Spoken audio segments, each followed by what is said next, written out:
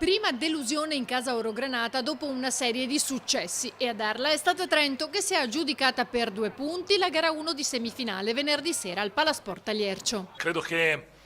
sia importante da parte nostra capire subito che la serie è a questo livello con Trento, nel senso che è una serie molto fisica dove si è visto che i contatti vengono concessi, è anche inutile stare sempre tra virgolette, a starci dietro, nel senso che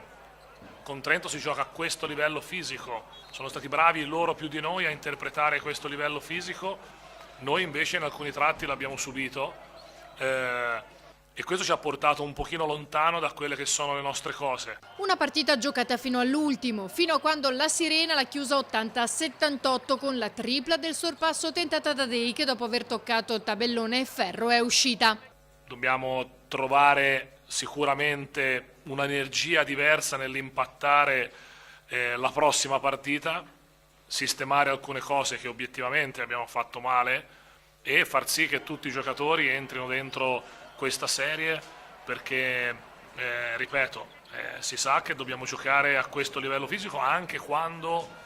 magari le cose non vanno bene o quando magari viene concesso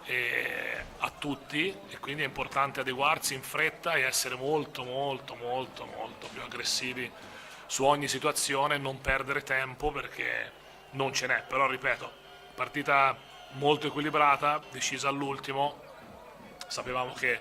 la serie è molto dura, dobbiamo rimboccarci le maniche, sistemare delle cose e prepararci per la prossima.